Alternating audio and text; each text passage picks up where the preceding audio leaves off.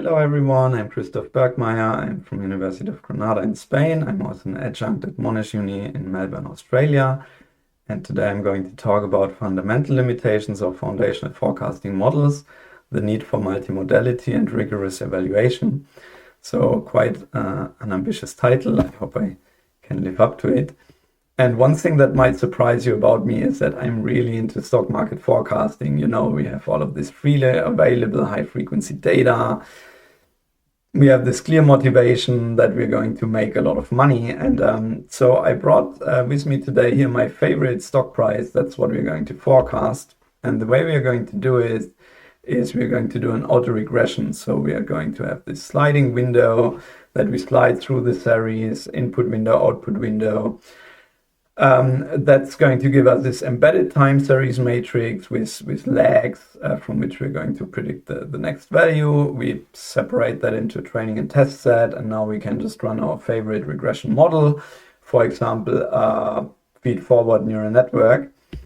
And yeah, wow, that worked really well, right? So you see here on the test set, it seems to have worked really well. But let's maybe zoom in because it's a bit difficult to see. So, and we are academics, so we know we need to run some benchmarks. So, I mean, it may sound a bit 2014, but I ran a random forest and SVM and my neural network. But it's maybe a bit difficult to see, which method is best. So let's just calculate some errors. And we see here kind of the mean absolute error, right? That's the one that is best with 0.81. So yeah, too easy, done. Write a paper, see Bergmeier et al. Novel, robust SVM method for stock market prediction. And we all can go on holidays. But hold on, sorry. I actually just see, I think I've mixed up the time series. Sorry, I was just rushing to the deadline that maybe I've mixed up something. So let me explain. So this is some R code. I'm sure you can do the same with Python and also just 3 lines of code. And basically what I'm doing here is I'm sampling 1,000 IID draws from a standard normal distribution. And now we're just going to cumulatively sum them up. And yeah, that gives us this random walk series that I've mistaken for the stock price series. Sorry, I mean, they just really look very similar. So what would be the best way to forecast this time series? So, well, we have a bunch of random numbers. They are IIDs. So I've generated them with a mean of 0. So the best possible forecast for this would be just the mean of the distribution, which in this case is a 0. And now if we look at our random walk series, so it's called a random walk because you're basically taking a random step from wherever you are. And now because this step is unpredictable, we should use, like the mean of this innovation is the best possible forecast that we can get. The mean is 0, as I said. So that means that the best forecast for this series is actually just your last observation. Like wherever you are, you use that as a forecast. This would be called a naive forecast. It's also called a persistence or random walk forecast. And yeah, that's the best possible forecast we can get for this series. So now if we look at the errors, we calculate some errors. You see naive actually works best on this series. The SVM still beats it though. So, maybe if we don't do statistical testing, maybe we can still make a case. But obviously it's a spurious result, right? So it's because, well, I have only, I think, 200 data points in my test set. The mean there is not exactly 0. But this is obviously not going to hold going forward into the future. Okay, and I'm usually really quite amazed by how complicated the dynamics can be in these random walks. So, for example, the only thing I'm going to change is the seed value, right? So we get this one with a seed of 2, the one with 3 I've just shown you. This is a seed of 4, and you see some go up a lot, others go down a lot. This one is quite interesting as well. And you could probably imagine that at a point like, I don't know, maybe here, you now have some Wall Street commentator telling you, oh yeah, now this happened and that happened, and they made this decision which turned everything around and this and that. But no, there's nothing in here in this series. It's just random numbers summed up. So yeah. So the problem with stock market forecasting is that share prices are usually not a function of their own past, but of their anticipated future. We have low signal to noise ratio, and markets tend to be close to what is called efficient. So there's this efficient market hypothesis, and you see forecasting in efficient markets is not possible beyond just a naive forecast. So in finance, it's usually all about predicting risk and volatility and not returns. So to sum up, predicting stock market returns from just a couple of legs won't work, no matter what method you're using. If it worked, we could get very, very, very rich with it. And also, if it worked, then why do high-frequency traders pay millions to the stock exchanges to co-locate their servers so that they just have a couple of milliseconds low latency? Think about it. If you could just predict the stock price tomorrow, why would you care about being a couple milliseconds quicker to do your trade? And the other thing is that if the markets are really inefficient, then these inefficiencies are usually small and they go away. So you will be able to outperform naive just by a very small percentage values and probably not kind of consistently.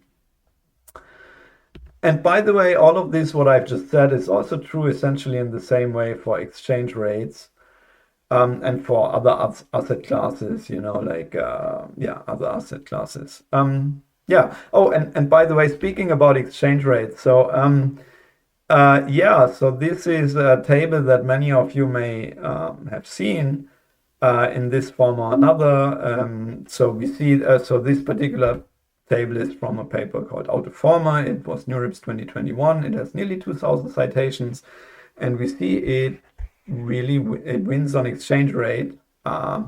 Great. So there are many papers in the current ML forecasting literature that use an exchange rate data set as part of their evaluation setup.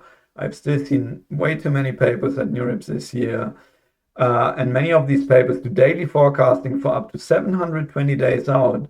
So you're effectively predicting an exchange rate for 2 years into the future, which sounds quite adventurous to me, especially because you're using only past exchange rates and no additional information.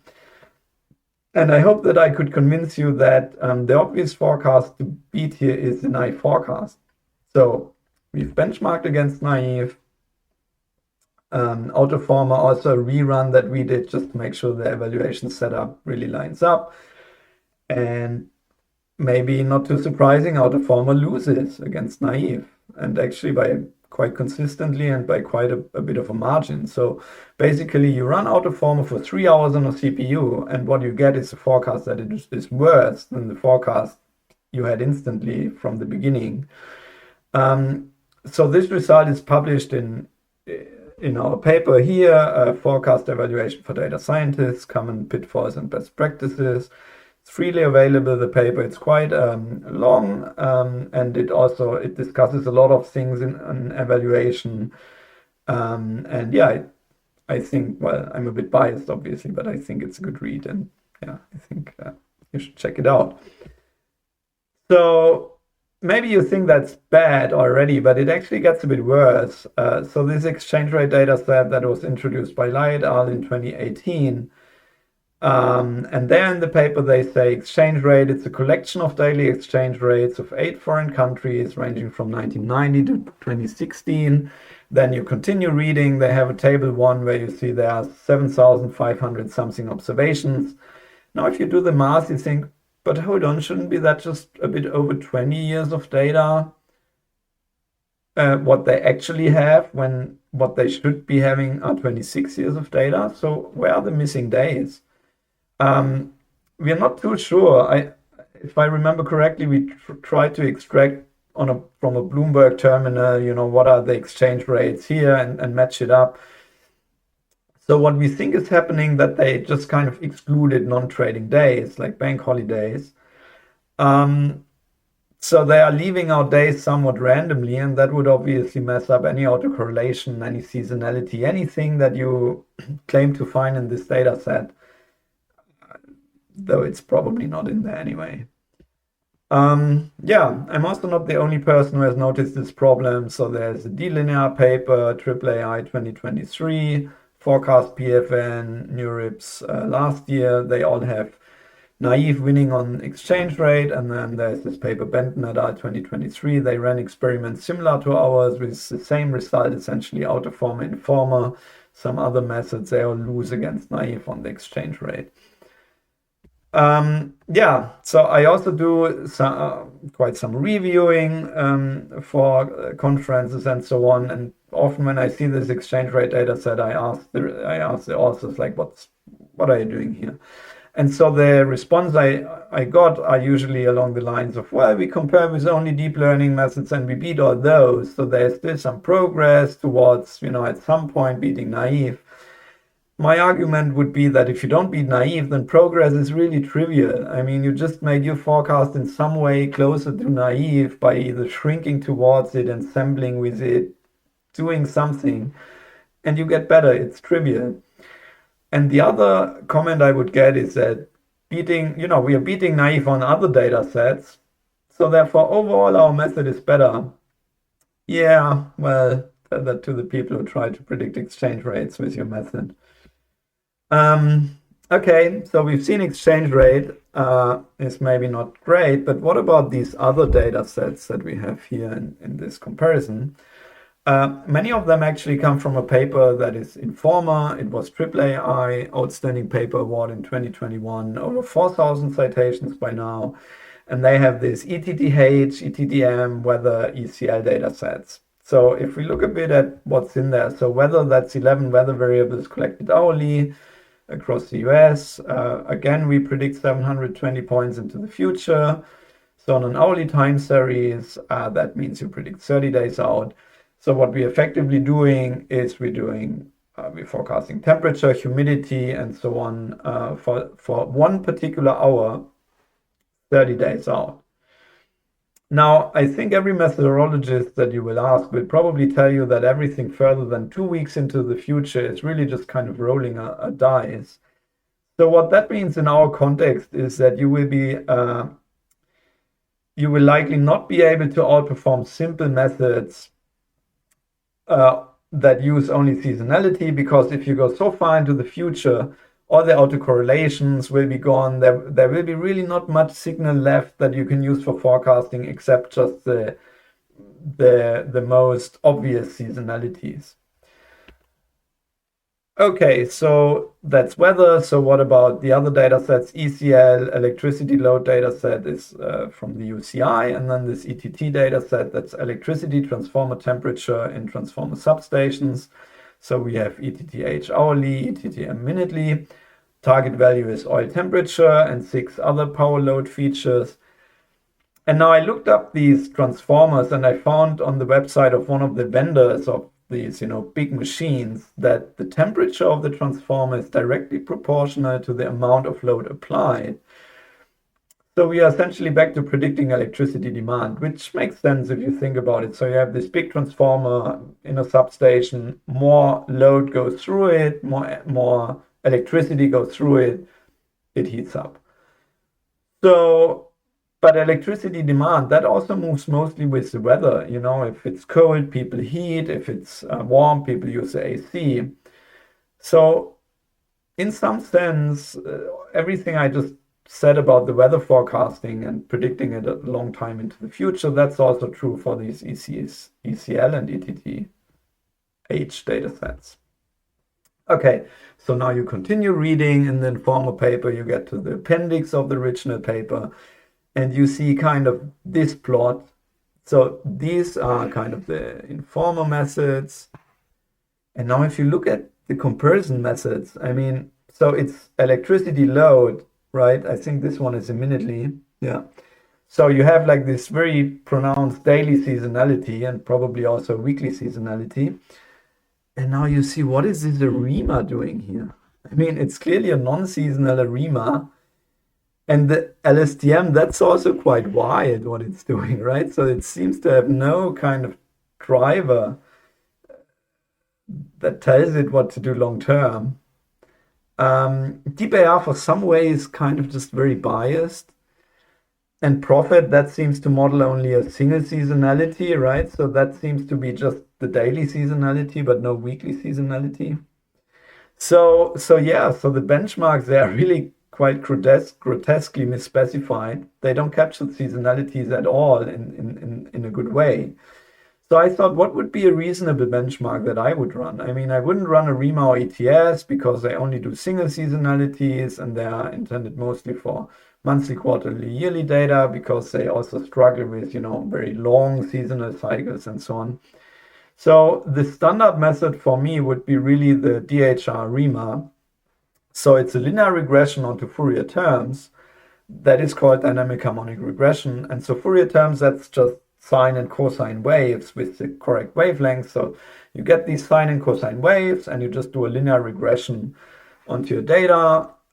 Then you take the errors of this regression, you run ARIMA on it, and that gives you DHR ARIMA. So a method that has been around for probably 50 years and really standard. Yeah, so we run DHR ARIMA on that with the very long horizon 720, 960. And lo and behold, Informer loses by, again, quite a bit of a margin. And that's also published in the same paper that I already told you about. So now you might say, well, but these are quite old methods already. What about the newer ones, the patch TSTs and the others, new ones? So one thing I noticed is that the new methods often show quite bad results for reruns of Informer. So I don't know, seems not to work very well. And these new methods, they regularly win on ETTH1 with MAE values around 0.4.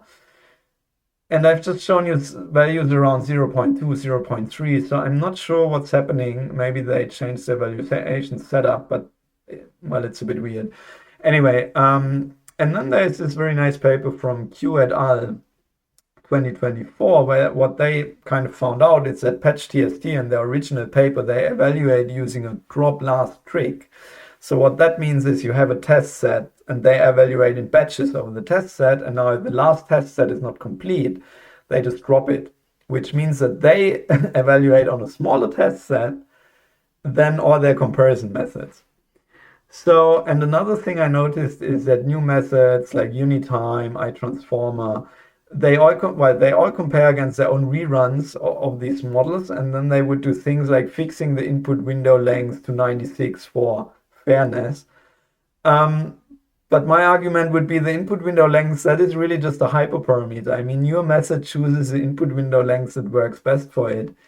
And restricting to small input window lengths, you're effectively favoring more complex models over simpler ones. Think about it. You have a linear regression. The only way to get more parameters in the linear regression is to choose a bigger input window. And you see, if a linear regression with an input window of 500 outperforms your super new fancy method with an input window length of 100, I would like to know. Yeah, okay. So I guess that brings us to foundation models. So just to briefly recap, we've seen that exchange rate forecasting doesn't make much sense. I hope I've convinced you that long-term forecasting is not really a thing. I mean, there are a couple of other arguments of why it doesn't make a lot of sense kind of from the application perspective. Like, why would you want to predict a particular value like months into the future? But for sure, foundational models do everything better, right? Right? Yeah.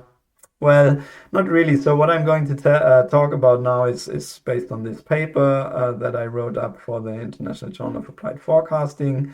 It's available on my personal webpage, and there was also a first version of it on LinkedIn. So if we look at the one of these first foundational models that came out, that was TimesNet, I cleared 2023. And their selling point is that they can do long-term forecasting, short-term forecasting, imputation, classification, and anomaly detection, all with the same methodology and all with state-of-the-art performance. So I think we've talked enough about long-term forecasting. Let's have a look at the short-term. So for short-term, they use the M4 dataset and they report an OWA of their method of 0.851. OWA, that was the original measure from the M4 competition. So it places them first in their comparison. But now, like, to me, these numbers looked familiar, and I thought, well, let's just look them up in the original M4 paper. And the original M4 was won by a method called ESRNN with an OWA of 0.821. So the OWA of TimesNet would actually put them in 7th place, behind methods that used no deep learning at all and probably not even machine learning, like they would be just some statistical ensemble. So yeah. And an interesting point is the treatment of NBeats. So NBeats was a paper in 2019. It is deep learning. So they included, so NBeats in the original paper had an OWA of 0.795. And now the rerun of NBeats in the TimesNet paper has an OWA of 0.85. So quite a difference, right? So I asked the authors on their GitHub, and they responded there publicly. So that's why I quoted here verbatim. So what they said is that NBeats employs a special ensemble method which incorporates the results predicted from different input series. Its final results are assembled from 7 models. Thus, to ensure fair comparison, we test all the models with one single input length. So seems to be back to this argument of we need to use the same input window length for whichever reason. And then regarding them for in general, they said, note that different from competition for research, a fair comparison is essential. Without fair comparison, we cannot obtain any scientific conclusion.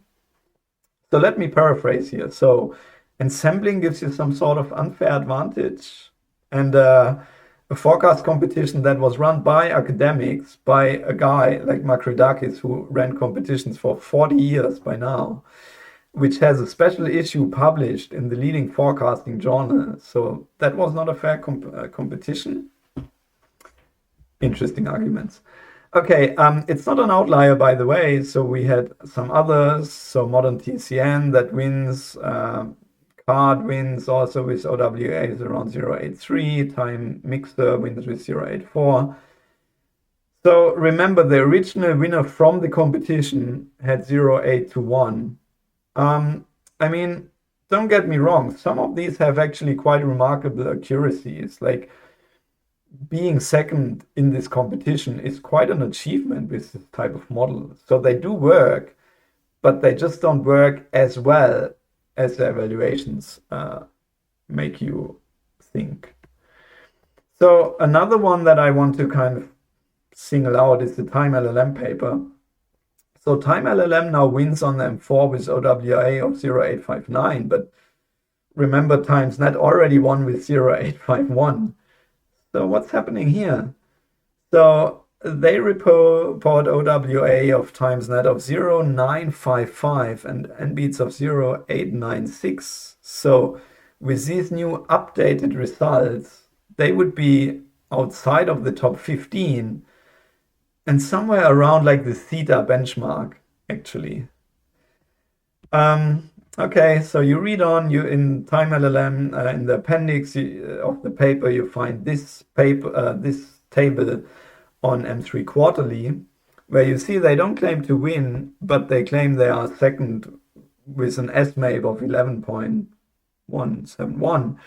So now if you look up the original SMAPs from the competition that was, by the way, run 25 years ago, you would see that theta won with 8.9 something, and naive 2, which is kind of as complex a method as its name suggests, had an SMAP of 9.9, so a lot better than everything that is reported here in this table.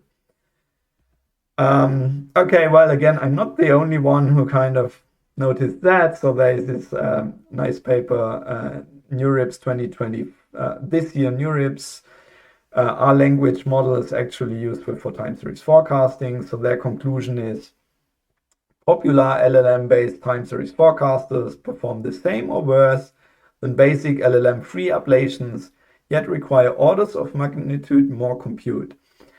So this paper is basically an ablation study that I would argue papers like Time LLM should have probably done in the first place. And I mean, just by looking at the tables in Time LLM paper, you see it's not state of the art. You wouldn't really need a paper telling you about it, but well, so we got two nice papers, I guess. Okay, well, so, but now you might say, okay, well, but you know, what about the more serious foundational models like the Chronos, the TimesFM, Moirai, like this type of model?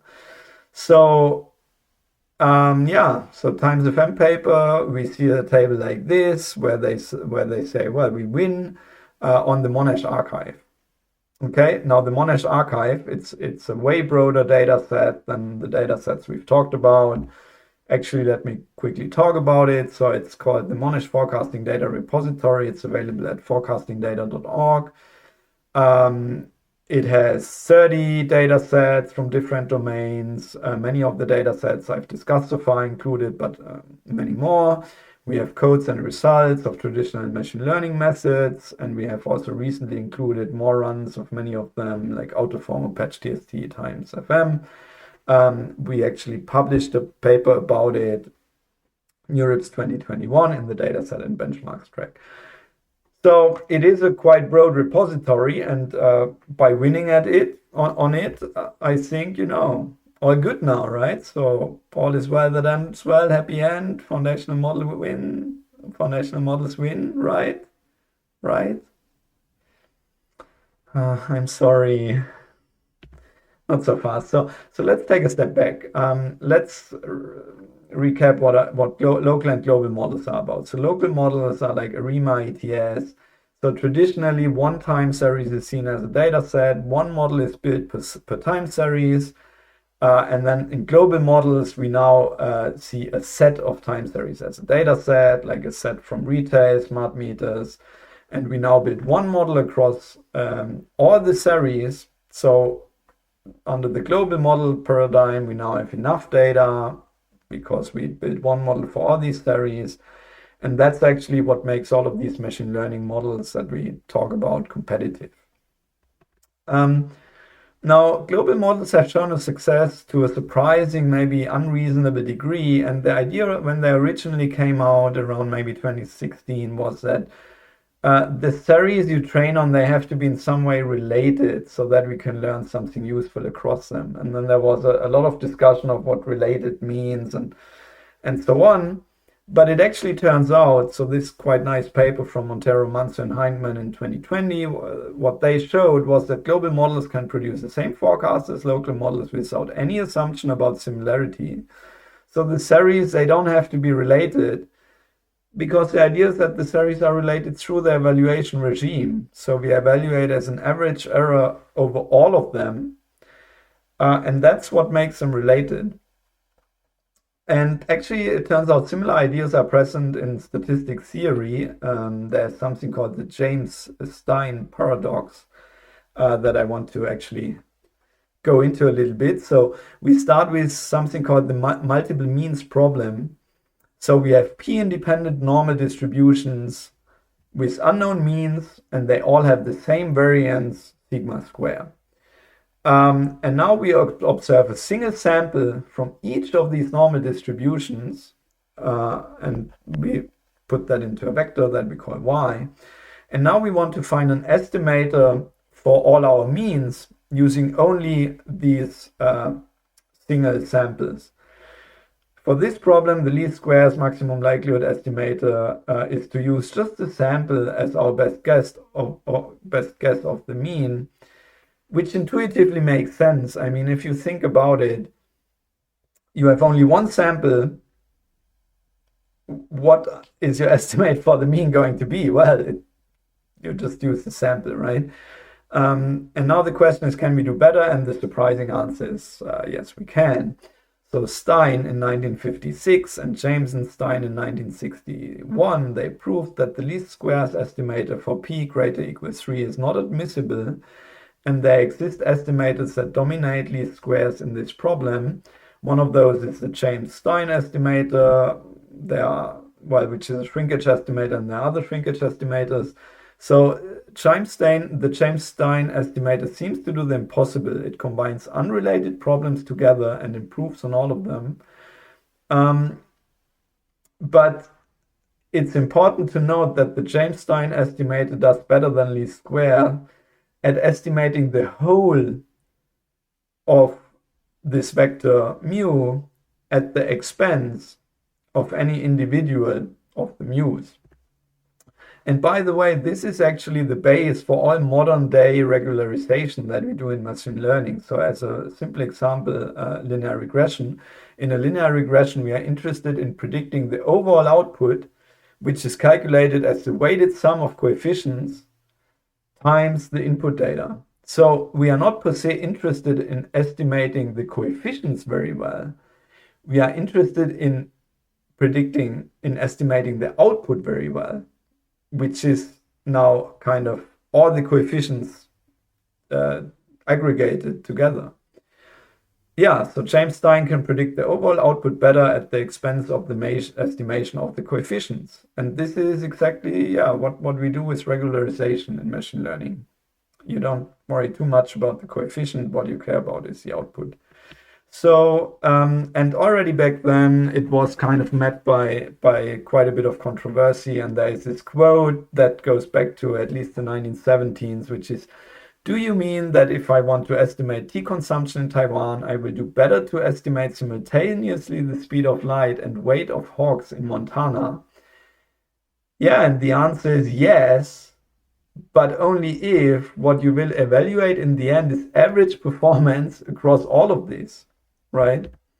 Okay, so what does that mean for our foundational models? So in global models, we know that the average performance is improved at the expense of the performance on particular series. But now if a paper evaluates broadly on average performance across many domains, it is effectively covered by this global model theory. But if you now later use that model for your particular use case, you don't have these guarantees. Like, the model worked well on average across the Monash repository, but will it work well on your series? So we are back to the idea that series and training need to be in some way related to your series and testing. And one direct consequence of that is that if you use foundational models, you need to evaluate them on your data with your holdout set, and you need to compare against benchmarks that you run, because you have no guarantee that it will work on your data. Just to give you an example, so let's say I have a single yearly time series. Which model should I use? This table is from the Kronos paper. I mean, you can't really read it very well, but I've highlighted here a couple of yearly data sets, M1, M3, M4. And what we see is that the model that kind of works best seems to be over here, this SCUM method. It has a bit of strange name, but anyway, it's a simple combination of univariate models. So it's basically a combination of auto ETS, auto ARIMA, auto theta, and another ETS implementation. And now you might say, but Christoph, come on, it's 2024.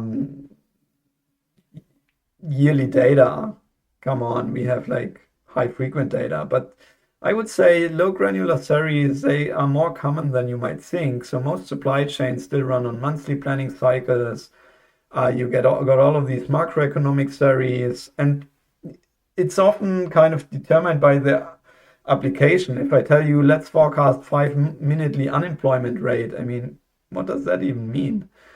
So there's this threat database, which is one of the most established database for economic data, over 800,000 time series. And if you look at what's in there, more than half of it is yearly, and then yearly, monthly, quarterly, that's maybe 90% of the whole database. And I would argue that it's not only that we don't train on enough yearly data with our foundational models, but there might be a bigger problem here, which is model selection under uncertainty. So what do I mean with that? So let's say this is the training data for our foundational model up here. Now down here, that's our time series, and now we want to forecast it. Well, if that's our training data, our forecast will probably look something like that. Yeah, which makes sense. But now let's say this is our training data, okay? And now if you look at this, like the prompt, you don't really know which of the two subconcepts applies. So what your model has to do is it has to do some sort of averaging of the subconcepts and will probably give you a forecast that looks like that. So yeah, so time series are noisy. They may have very limited information in the prompt, and the algorithms will perform some sort of implicit model averaging over all implicit submodels they have built for the series subgroups. So more data can actually increase the uncertainty and complexity. So more data may actually make your models worse because you don't know in which subconcept you are in, and then you have to average over those. And now you might say, well, and then I thought kind of, why is this not a problem in language? How would this problem look like in language? So I asked ChatGPT, can you tell me how to make a bow? And ChatGPT said, certainly, here's a simple step-by-step guide to making a basic decorative bow for gift wrapping. You will need a ribbon, scissors, a ruler, and so on. And I said, no, hold on. Actually, I'm not talking about the bow for gift wrapping. I actually mean the bow for bow and arrow. So ChatGPT said, yeah, okay, sure. You're into archery, obviously. So to make the bow and arrow, it needs careful planning and so on. So you see, well, first thing is language has a high number of correct solutions. And in language, uncertainty or ambiguity can easily be removed through clarification. So ChatGPT could have just asked me which of the two bows do I mean. Instead, it made an educated guess, which was wrong, but I could easily just rectify it. And in forecasting, we don't really have that luxury. Like you have 5-6 data points, and you don't really know which some concept it is, right? The obvious solution to all of this is context, I would argue. So if we want to train on ever more data, we may need to tell the algorithms what every time series is, because then we can include this description in the prompt of the model, and the model will be much more able to distinguish the subconcepts. So in that sense, context is not just something nice to have for better accuracy, but I want to argue that it's the fundamental way to get foundational models that are truly foundational, in the sense that they are not performing better on something on the expense of just something else. I mean, this is a recent paper that goes in that direction. You give it half a day of solar data and you say, look, this is a solar series, so please predict it as a solar time series. I mean, in this particular example, I would probably say if I'm running a solar farm, I have half a day of data. Maybe I just wait for 2 days and do my forecasting then. And then I don't need the context, but you get the idea. I mean, that's obviously how it will work. Okay, thanks. With that, let me conclude. I hope I could convince you that forecast evaluation is not straightforward. Many top papers get it wrong. It leads to wasted resources of practitioners, academics trying to replicate the results. It's eventually taxpayer money in the form of funding that kind of goes the wrong way.